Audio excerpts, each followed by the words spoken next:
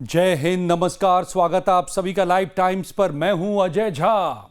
दोस्तों, पिछले दो वीडियो में हमने देखा कि कैसे पुतिन का पाइथन डॉक्ट्रिन यूक्रेन के बहाने पूरे नाटो और यूरोप का अजगर की पकड़ की तरफ दम घोट रहा है। हमने यह भी समझा कि ट्रंप कैसे इस युद्ध का पूरा खर्च 70 अरब यूरो सालाना अकेले यूरोप के मत्थे मड़कर खुद पीछे हट रहे हैं। 1 रुपए खर्च नहीं कर रहे अब यूक्रेन जंग पर, बल्कि कमाई कर रहे हैं। कैसे? यूरोप 70 अरब यूरो सालाना खर्च कर रहा है और ट्रंप अपने देश में बने हथियार खरीद कर दे रहे हैं, यानी कमाई अमेरिकी कंपनियों को। लेकिन आज तुर्की के अंकारा में चल रहे 36वें नाटो समिट से दो ऐसी खबरें सामने आई हैं जिन्होंने यह साफ कर दिया है कि यह जंग अब किसी भी वक्त यूक्रेन की सीमाओं को लांघकर पूरे यूरोप में एक भीषण आग में बदल सकती है, महायुद्ध में तब्दील हो सकती है, विश्व युद्ध की शुरुआत करा सकती है। जियोपॉलिटिक्स के चेस बोर्ड पर शहमात का यह खेल अब अपनी सबसे खतरनाक दौर में पहुंच गया है और इसके पीछे हार्ड फैक्ट में बताने जा रहा हूं। यह जो नाटो का नया डर, द फैंटम क्वाड, इसको समझिए, यह काफी अहम है समझना। अंकारा नाटो समिट के मंच से नए नाटो के चीफ मार्क रुट, जो आपको यह दिखाई दे रहे हैं, मार्क रुट ने ऐसी चेतावनी दी है जिससे पश्चिमी देशों के गलियारों में सन्नाटा पसर गया है। नाटो की बैठक चल रही है, आप जान रहे हैं। नाटो में तमाम जो 32 देश हैं उसके राष्ट्राध्यक्ष यहां पर पहुंचे हुए हैं। डोनाल्ड ट्रंप भी यहां पर पहुंचे हुए हैं। आप किसी भी देश का नाम ले लीजिए, जर्मनी, फ्रांस, ब्रिटेन से लेकर के तमाम जो नाटो कंट्रीज हैं, पूरा यूरोप, अमेरिका और पूरे यूरोप के जितने बड़े कंट्रीज हैं, सबके हेड यहां पर हैं। और उसमें रूट ने साफ साफ कहा कि यूरोप को अब सिर्फ रूस से नहीं, बल्कि 4 देशों के एक नए खतरनाक गठजोड़ से खतरा पैदा हो गया है। और ये देश हैं रूस, चीन, नॉर्थ कोरिया और ईरान। आप तस्वीरें देखिए। रूस मतलब पुतिन, चीन मतलब शी जिनपिंग, साउथ कोरिया आप जानते हैं बखूबी, हमेशा मिसाइलों से ही उड़ते नजर आते हैं ये मीम्स में, इनके पास न्यूक्लियर वेपन्स हैं। और ईरान, यानी कि सुप्रीम लीडर मुस्तफा खामनेई की तस्वीर आप देख रहे हैं। ये है द फैंटम क्वाड। ये समझ लीजिए कि नाटो कह रहा है कि 4 हाथी, अब इनसे डर है कुचले जाने का यूरोप को। पिछले 2 वीडियोज में मैंने आपको बताया था कि क्या रूस अब पूरे यूरोप को निगलना चाहता है, पुतिन का निवाला बनने जा रहा है यूरोप। लेकिन खुद अब यूरोप कह रहा है, खुद नाटो के चीफ कह रहे हैं, जिसमें यूरोप भी आ जाता है और अमेरिका भी आ जाता है, कि इन चारों से असली खतरा पैदा हो गया है। यह है द फैंटम क्वाड, नाटो का नया डर। नाटो के चीफ ने दावा किया है, और यह नाटो के मंच से, कि पुतिन की डिफेंस इंडस्ट्री यूक्रेन युद्ध के लिए 24 घंटे बारूद बना रही है। और इसमें चीन, नॉर्थ कोरिया और ईरान पर्दे के पीछे से रूस की मदद कर रहे हैं। और इसके पीछे फैक्ट्स हैं। ईरान के ड्रोन रूस ने इस्तेमाल किए हैं यूक्रेन के खिलाफ। नॉर्थ कोरिया के सैनिक तक यहां पर इस्तेमाल हो रहे हैं। चीन और रूस इन दिनों गलबहियां डाल रहे हैं। भले पारंपरिक कभी दुश्मन रहे हों, लेकिन अब नई विश्व व्यवस्था बनाने में, नए वर्ल्ड ऑर्डर बनाने में पुतिन और जिनपिंग दोनों साथ साथ हैं। और यही नाटो की नींद उड़ा रहा है। नाटो इसे सिर्फ यूक्रेन की जंग नहीं, बल्कि रूस, चीन, नॉर्थ कोरिया और ईरान की ताकतों का एक ग्लोबल कंसोर्टियम मान रहा है। नाटो चीफ की ये बातें इसलिए भी खतरनाक हैं क्योंकि पुतिन ने नाटो पर बड़े आरोप भी लगा दिए हैं। इसी दौरान रूस ने नाटो पर डायरेक्ट वॉर का सीधा आरोप लगा दिया है। देखिए दोनों तरफ से कैसे आग सुलग रही है। आप रूस और यूक्रेन के बीच में मिसाइलें चलता हुआ देख रहे हैं, वो तो टिप ऑफ द आइसबर्ग है। असली जो उसके पीछे खिलाड़ी हैं, रूस और नाटो, इनके बीच में जो आग सुलग रही है, अंकारा, तुर्की में है अंकारा, जहां पर नाटो का शिखर सम्मेलन चल रहा है। अंकारा में नाटो देशों की इस गोलबंदी से डरने के बजाय मॉस्को और आक्रामक हो गया। नाटो की इस बैठक में गोलबंदी हो रही है कि कैसे रूस को रोका जाए, कैसे यूक्रेन को बचाया जाए, कैसे पुतिन के गुस्से को रोक करके पूरे यूरोप को उनके गुस्से से बचाया जाए। लेकिन इधर मॉस्को दहाड़ उठा, पुतिन दहाड़ उठे। रूसी विदेश मंत्रालय की प्रवक्ता मारिया ज़खारोवा ने बेहद गंभीर आरोप लगाया है। मारिया ज़खारोवा ने कहा है कि नाटो अब यूक्रेन को केवल साधारण हथियार नहीं दे रहा। यह आरोप है और यह चेतावनी भी है कि हम समझ रहे हैं कि तुम क्या कर रहे हो। विदेश विभाग की प्रवक्ता हैं मारिया ज़खारोवा, उन्होंने कहा कि अब नाटो देश यूक्रेन को केवल साधारण हथियार नहीं दे रहे, बल्कि मॉडर्न एआई ड्रिवन हथियारों से इसे यूक्रेन को लैस कर रहे हैं, ताकि सीधे रूस के अंदरूनी एयरफील्ड्स पर सटीक हमले हो सके। मारिया ज़खारोवा का यह बयान रूस का नाटो, खास करके यूरोप के खिलाफ पुतिन के गुस्से का यह चरम माना जा रहा है। यह चेतावनी की तरह देखा जा रहा है जियोपॉलिटिक्स में। और सुनिए, हाल ही में जब नाटो के बैठक की तैयारी चल रही थी, डोनाल्ड ट्रंप अपने देश में स्वतंत्रता दिवस मना रहे थे, तो सैन्य वर्दी में पहने रूसी राष्ट्रपति व्लादिमीर पुतिन बहुत ध्यान से अपने एक टॉप जनरल को सुन रहे थे। टेलीवाइज्ड ये एड्रेस था, टेलीविजन पर आ रहे थे। और वो टॉप जनरल क्या कह रहे थे पुतिन को? यूक्रेन के पश्चिमी आकाओं यानी नाटो देशों के बारे में बता रहे थे। क्या बता रहे थे? गौर करते जाइएगा। और क्या पुतिन ने कहा इस पर? रूस के जनरल स्टाफ के चीफ वैलेरी गेरासिमोव ने पुतिन से ऑन कैमरा कहा कि जमीन पर कोई कामयाबी नहीं मिलने की वजह से कीव शासन यानी कि यूक्रेन अपने पश्चिमी आकाओं को यानी कि नाटो को यह समझाने की कोशिश कर रहा है कि युद्ध की कमान अब उसके हाथ में है, यानी जेलेंस्की के हाथ में है, और उसने युद्ध के मैदान में बड़ी बढ़त हासिल कर ली है। अब इस पर जवाब देते हुए पुतिन ने अपने जनरल को एक बेहद खतरनाक आदेश दिया। पुतिन बोलते कम हैं लेकिन बेहद घातक होते हैं।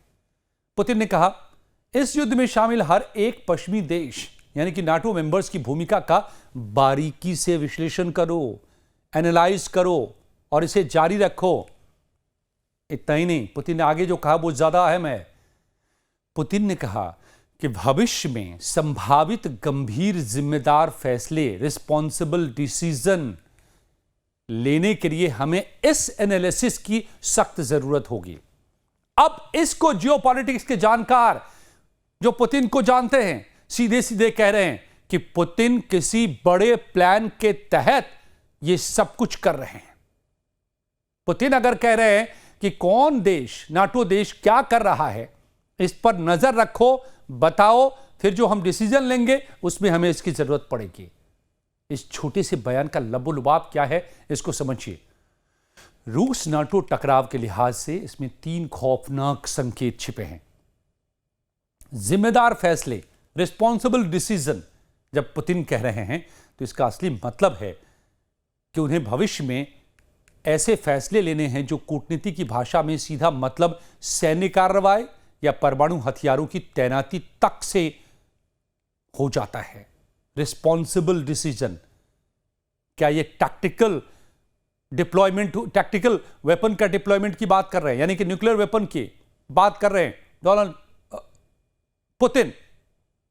ये कान खड़े हो गए दुनिया भर के पॉलिटिक्स के जानकारों की और नाटो देशों की, अमेरिका से लेकर के यूरोप की, और सबसे ज्यादा खतरा तो यूरोप महसूस कर रहा है।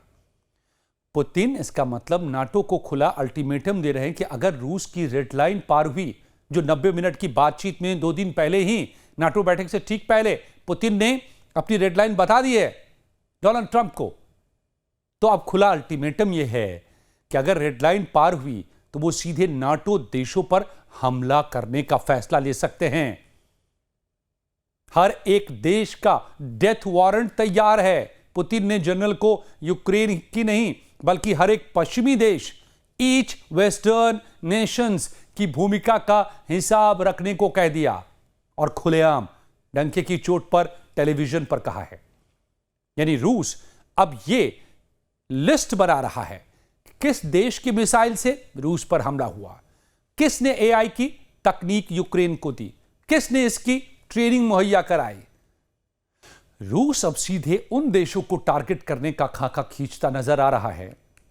रूस का सीधा और साफ स्टैंड है, नाटो अब यूक्रेन के कंधे पर बंदूक रखकर नहीं लड़ रहा, बल्कि वो यूक्रेन को अपने ढांचे में पूरी तरह से इंटीग्रेट करके मिला करके रूस के साथ एक सीधे सैन्य टकराव को पैदा कर चुका है।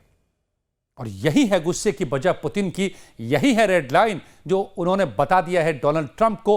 और इसीलिए डोनाल्ड ट्रंप जानकार कहते हैं कि पीछे हट रहे हैं इससे। वो एक भी रुपए की मदद अब यूक्रेन को देना बंद कर चुके हैं और यूरोप को साफ कह रहे हैं कि तुमको लड़ना है, तुम जानो, तुम्हारी सुरक्षा, अमेरिका नहीं लड़ेगा अब रूस से।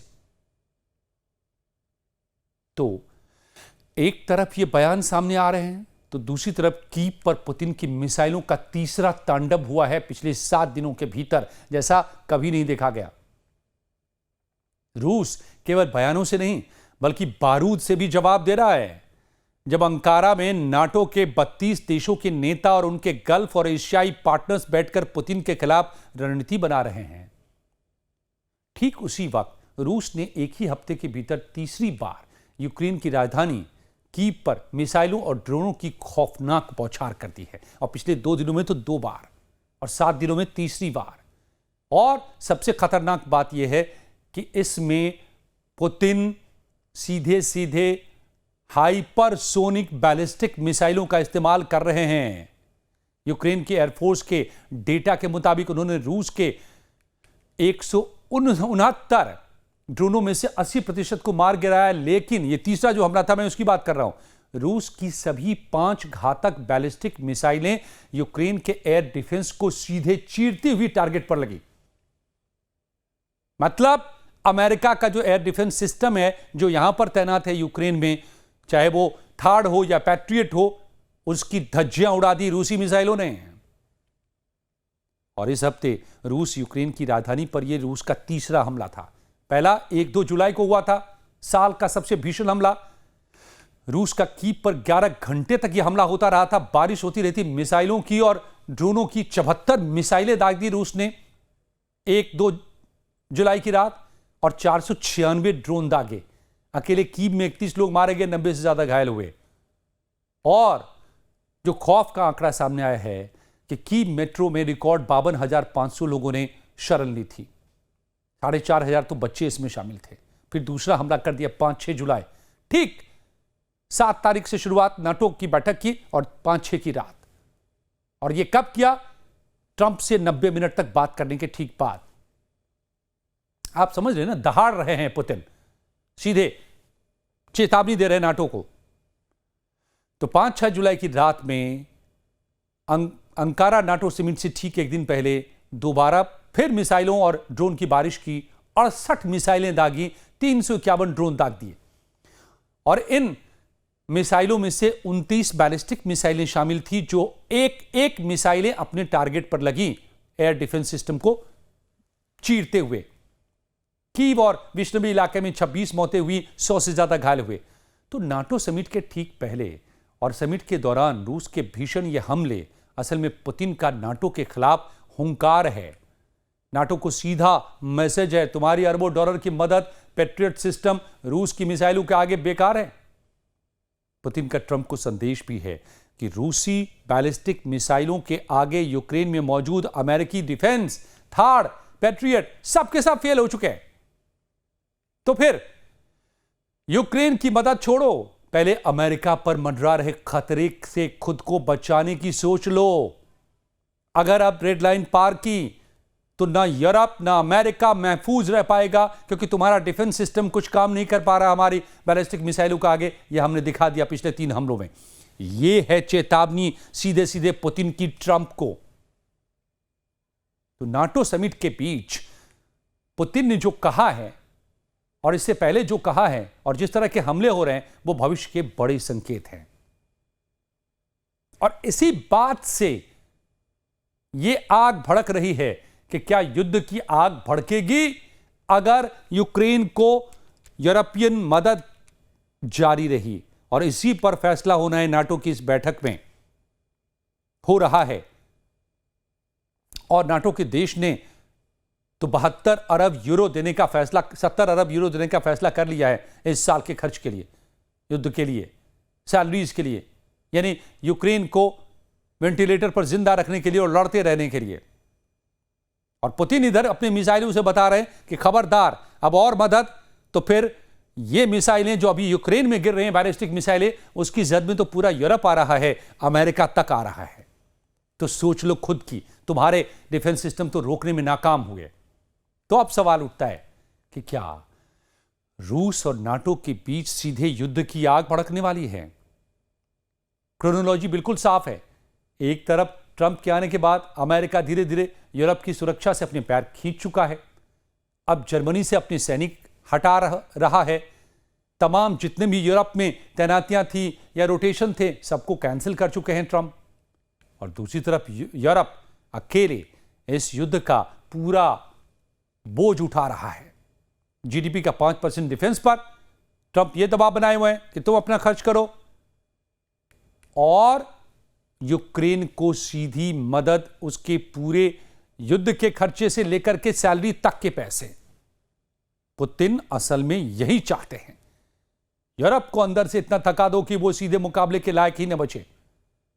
लेकिन अब जब नाटो एआई हथियारों के जरिए रूस की मुख्य भूमि पर हमले करवा रहा है, जैसा हाल में किया है, जैसा एनर्जी फैसिलिटीज पे किया है, पेट्रोलियम रिफाइनरीज पे किया है रूस में, इन्हीं एआई हथियारों के जरिए, इसके बाद ये पुतिन का आक्रामक रूप सामने आ रहा है और वो बैलिस्टिक मिसाइलें दागनी शुरू कर चुके हैं और ये बता रहे हैं कि फिर तुम्हारी किसी की खैर नहीं, चाहे वो यूरोप हो या नाटो हो, अमेरिका हो।